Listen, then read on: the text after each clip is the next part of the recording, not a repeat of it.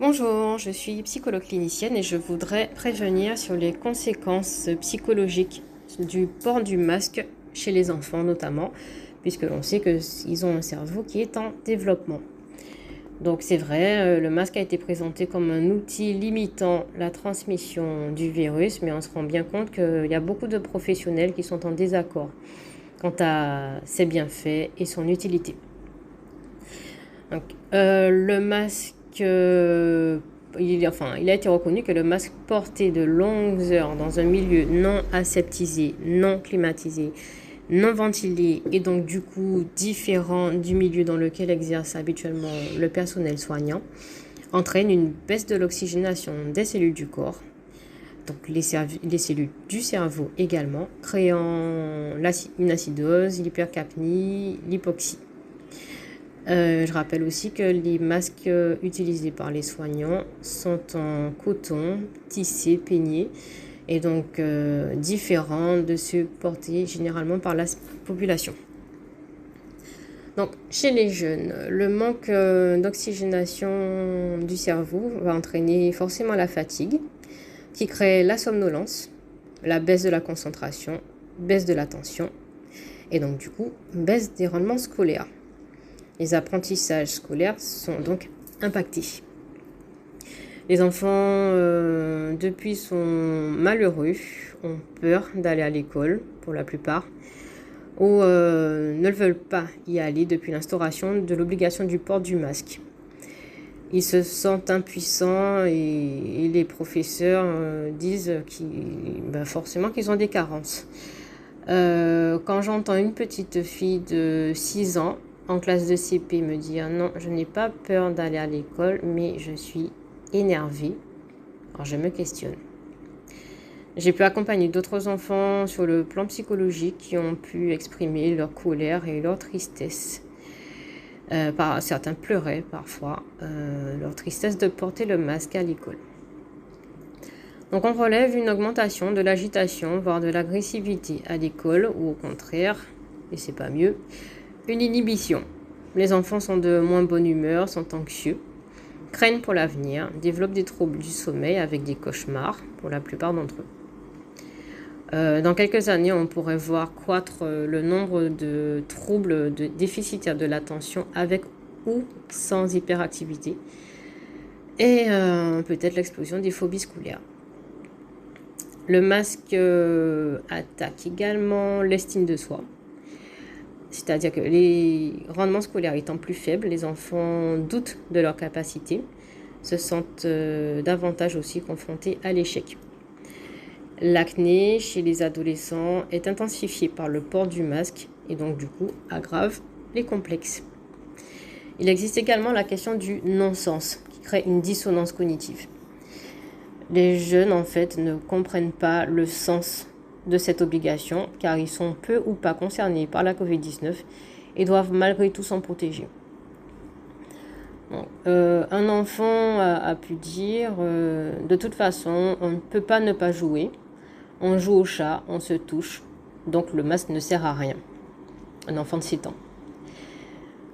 Des enfants parlent de suicide, c'est grave. Certains passent à l'acte. Les hospitalisations chez les moins de 15 ans sont en hausse de 80%. Donc la dépression ne touche pas que les adultes. Au niveau des interactions, les interactions avec les autres sont également contrariées par le port du masque. On a du mal à s'entendre. Il faut parler plus fort. On ne peut plus associer voix et mouvements des lèvres qui aident à la compréhension. Donc résultat, on parle peu ou on se tait. Est-ce le but? J'en sais rien. D'ailleurs, la symbolique derrière le fait de porter le masque couvrant le nez et la bouche est dérangeante. Le nez, c'est ce qui sert à aspirer la vie. La vie, la respiration, on ne sait pas pour rien qu'on l'appelle souffle de vie. La bouche sert à se nourrir. Ce sont deux parties du corps hautement importantes qui rappellent notre sentiment d'exister, qui assurent nos besoins vitaux. Sans respiration, on meurt. Sans nourriture, on meurt aussi au bout de quelques temps. Sans parler, on ne s'affirme pas et donc on finit par ne plus savoir qui on est. On finit par ne plus être à l'écoute de nos besoins et de ce qui nous permet de vivre. Donc, avec un virus qui, dans le fantasme collectif, peut transmettre la mort, il serait, je pense, nécessaire de se convaincre d'être vivant. Donc, je reviens sur le relationnel. On demande aux enfants à porter un masque aussi pour protéger leur famille, leurs parents, leurs grands-parents, voilà, etc. On leur fait croire qu'ils sont vecteurs possibles de mort. Ils sont dangereux pour leurs proches. Ils peuvent tuer. Voilà, pour moi, c'est horrible ce que nous demandons à ces enfants, ce que nous leur faisons porter et supporter. On leur fait vivre avec un sentiment de culpabilité complètement destructeur. Les enfants que j'ai eu à accompagner ont davantage peur de transmettre le virus plutôt que de l'attraper. Ils se plaignent de ne pas pouvoir toucher, embrasser, voire même voir en fait leurs parents, de peur de les tuer. Donc, comment se construire harmonieusement lorsque l'on nous fait croire que nous sommes mauvais pour les autres et qu'on peut du coup les tuer? Comment s'aimer lorsque nous sommes persuadés en fait d'être une bombe pouvant exploser à tout moment? Voilà, je vous laisse réfléchir là-dessus. Concernant les tout petits qui grandissent avec des visages masqués, c'est problématique au niveau aussi de l'apprentissage, au niveau des émotions.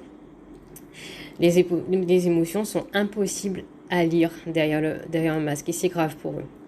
Ils développent leurs sens et leurs émotions sans percevoir ceux des autres. Ils peuvent développer des troubles émotionnels importants, ne pas pouvoir identifier et reconnaître les émotions des autres. Oui, c'est grave. Comment se protéger d'une éventuelle agression, d'une attaque ou d'un danger venant d'une personne malveillante? La première chose qui nous alerte normalement, ce sont les émotions et l'expression du visage. Justement, les émotions sont surtout faites pour ça. Donc, on peut voir se développer un trouble comme l'alexithymie, qui est une impossibilité à reconnaître et à identifier ses propres émotions, mais également celles des autres. Généralement, qui sont les gens dont on dit qu'ils ont les émotions anesthésiées? Les pervers, les psychopathes et les autres troubles psychotiques. Voilà, je ne veux pas faire peur, mais voilà vers quoi on tend petit à petit. Alors, je rappelle que les conséquences psychologiques ne se voient rarement dans l'immédiat. Il faut souvent attendre quelques années et quand les signes apparaissent. Et c'est souvent trop tard. D'où l'importance d'en parler. Pour les adultes, on retrouvera également un sentiment de lassitude, sentiment d'être impuissant, d'incompréhension, dissonance cognitive. On pourra trouver de la désobéissance ou l'acceptation, l'impression d'être toujours dans une lutte, ce qui fatigue, qui stresse le corps, le stress se crée une baisse au niveau du système immunitaire, ce dont on n'a pas besoin forcément. On peut retrouver aussi une baisse du sentiment d'efficacité au travail, une irritabilité, de la colère, de la frustration, des actes manqués, les personnes qui oublient leur masque, c'est pas pour rien.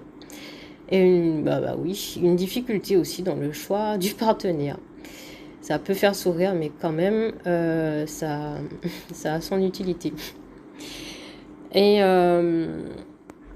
pour les personnes qui disent aussi les enfants s'habituent, on s'adapte. Donc nous ne sommes pas faits pour nous adapter à tout et surtout pas à ce qui condamne notre santé. J'ai envie de dire que les otages peuvent s'adapter à leurs conditions. Un enfant peut s'habituer à recevoir des gestes de violence, mais est-ce bon pour eux et pour leur bon développement? Voilà, merci.